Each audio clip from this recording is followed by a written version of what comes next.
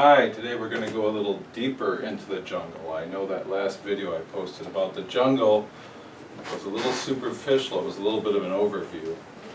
So let's just focus in our little viewfinder a little deeper onto what some of these jungle plants look like up close. We're going to start with a little magic of center lines. Center lines are in almost everything you draw.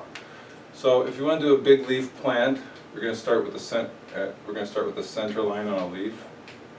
And then we come in with the shape. It's okay to notch it, make little cuts in it, make variety in it, don't be afraid to wiggle it in. Leaves, one thing about leaves, they don't have straight lines. So we start with the center line. We've got one leaf on our big leaf plant. Now normally I would have some sort of a rough outline. Let's just make some sort of a rough outline, and so this leaf would be part of it, okay? But I'm not going to use the outline today because I want to show you the technique and not get this all muddied up. Okay, so now we're going to come in with some directional lines to show the roundness of the leaf. Sometimes you can link these to where you've notched it. It might look good. Like if that's a cut there, you might want to link that. But you shouldn't link them all, because then it looks too orderly, too much of a system. So here's one leaf, and then let's say we have a straight up and down leaf more or less. And that leaf comes back from the beginning. Now I'm not going to try and make these look like a particular plant. You can see the idea is to start with the center lines, form some shapes very naturally, and see this one's folding over. The center line, there's nothing on the other side, except I'm going to put something on the other side.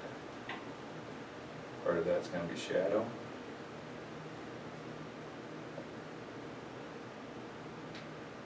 And then this leaf is going a different direction. See how the one's coming towards us? We're going to use these lines to show you which direction it's going. This is almost sideways, so the lines are almost flat. This leaf is going back in that direction. It's more or less straight up.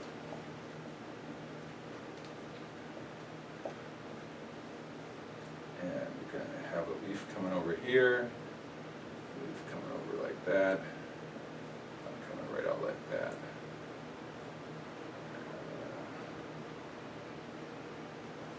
This one overlaps that one.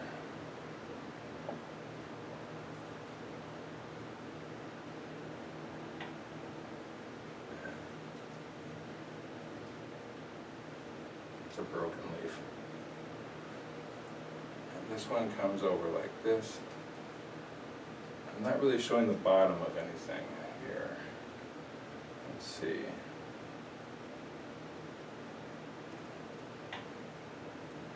Well, what if this one was broken more than it is? If this one was really broken and eaten down by bugs on this side. I'm doing that because I want to show that we have a back side to the leaf here. And what you do is you put the back side into your shadow. Having the back side of something helps with 3 dimensions. Except that's a poor example because it's not really facing the right way. Let's put that back to a regular leaf. Regular broken off leaf. So, directional. If we're following the direction, which way is the line going in here? This way, right? You see which way that one is coming out. This one's coming right towards you. See that? Now, what's growing up around this thing? We need to tie it to something. Of course, we can put shadows underneath it. But if this is in the jungle and this is growing out of the jungle floor, then we're going to need to overlap jungle things down here where it's coming from and shadow them. Where it's up above them, we need the shadow, and we need to overlap where they're in front. Create the overall jungle look. Now, that's a big leaf plant. Let's go with some other varieties of plants. Another thing we can do with the center line So we have a center lines like this. So we can give them a little bit of an outline.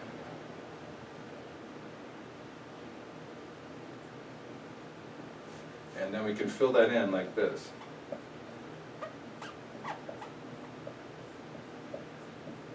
This is very jungly. You've got a center stem. You've got all these little pointed things coming off.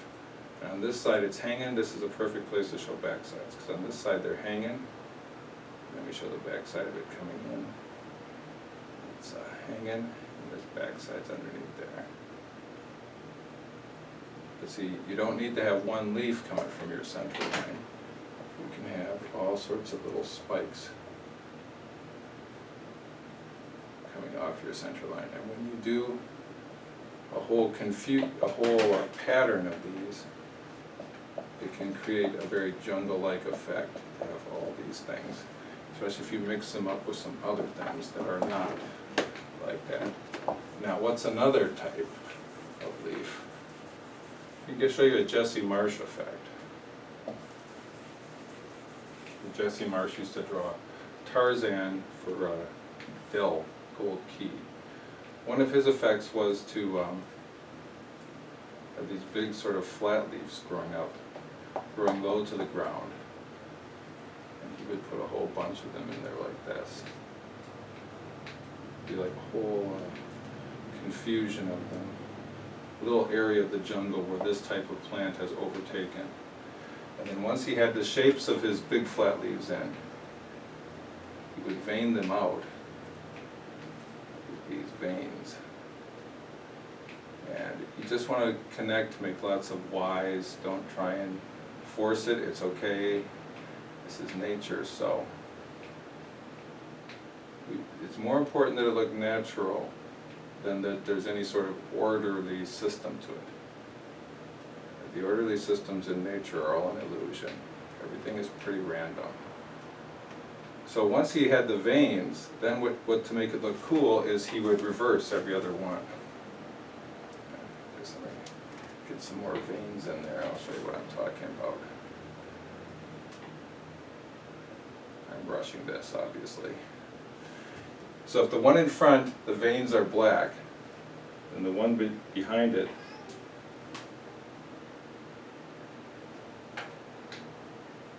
make the veins white, and I'm doing a very rough job here.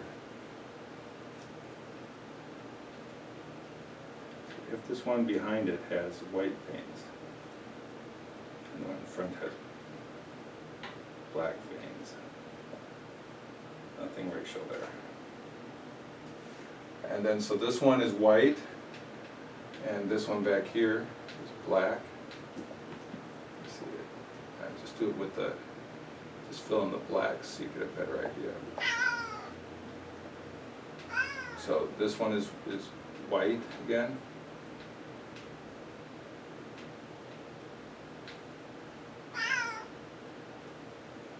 And then this one is black.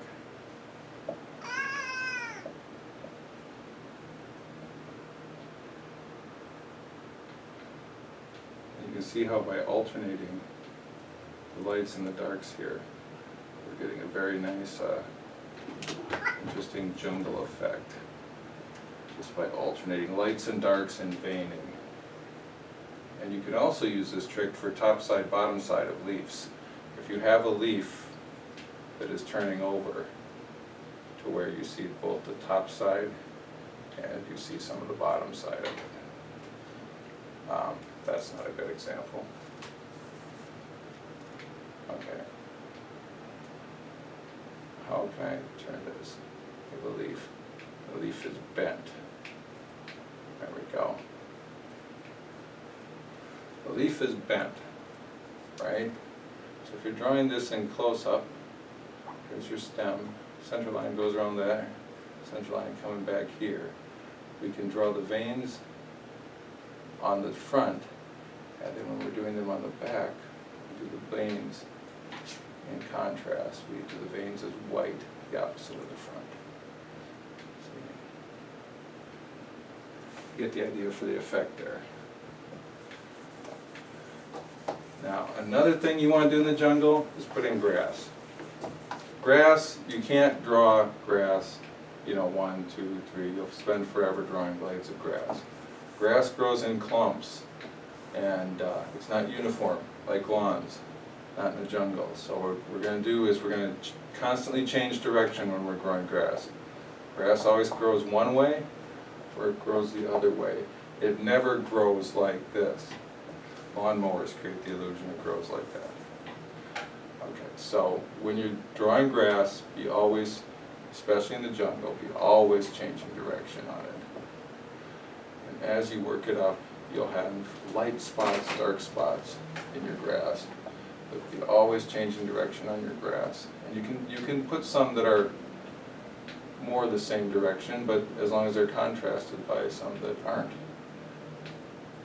And when your people are walking through this grass and their legs are coming down in here, you don't have to show their feet at all. It's totally okay to bury their feet in the grass, but when someone's feet are buried in the grass, that turns that spot of grass dark. If it's long enough to bury the foot, then that becomes a dark spot to show that there's depth down in there. And we can lighten up the grass in front of that. We can lighten it up in front of that, but back there where the foot is, that's got to be a dark spot. Here's the leg coming back in there, and you've got to have enough grass back in there.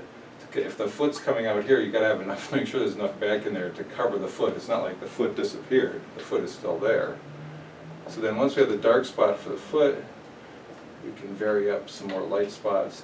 We can show shadow on grass, like the other guy's leg is coming down here. We can show a little bit of the shadow. Keeping the grass texture, we can show a little bit of the shadow of his body on the grass itself. Okay, now when you're doing grass like this, it's good to mix it up too. You get tired of doing grass, so put a thistle in there, put something else in there, put a flower in there, okay? You can just put a flower anywhere. Let's make it a little dopey flower. And this little dopey flower has little leaves. Everything comes from something. It's growing out of the ground. So it's got a different leaf style that breaks up the pattern in your grass. Now in the jungle, anything can happen, so you can have tree roots that are sticking out of the ground here. And remember how we were showing with directional lines how these tree roots are twisting and turning. We can have grassy shadows under the tree roots there. See how the grass shadows, and we can have we could have a little mushroom cap there. Mushrooms do grow. We put some polka dots on it so everyone recognizes it as a mushroom. And then we can maybe have a stick plant growing out of all this over here. Some sort of plant that doesn't have leaves. And the important thing when doing these stick plants is to just keep them flowing naturally. Don't try and be too symmetrical on them. If you want to really copy the master, go get Turok, Son of Stone. Don't want to mispronounce the artist's name. He's an Italian artist. I will get it for you some other time. But Turok, Son of Stone, some of the best, lead artists on that drew some of the best jungle ever. So if you really want to copy from the master, look at him, or look at Bern Hogarth, or any Tarzan reference should have a good jungle on it. Let's see. Vines. Vines are. What is the time on this? I'm going to cut this short in about 5 or 10 minutes, but I want to hit a few more things, and we'll put some more of this technique into other videos as we go along, and some of it will work into backgrounds and stuff. Flowers. I would generally start with the flower. A flower can be any shape. Say it's a snapdragon type flower. It's got things down like this on it. Let's say it's a weirdo flower. Okay, flower can be any shape. But let's say you have a flower there. Start with what the flower is. Here's another one that isn't open yet. And you go to the bud behind it. It's always growing from something. That something generally has thorns or leaves on it. And we put some other ones. Generally, rule of thumb, when you're doing flowers, never do one, always do a couple. always put them in different stages so that they're not all equally open or equally closed, because that is nature.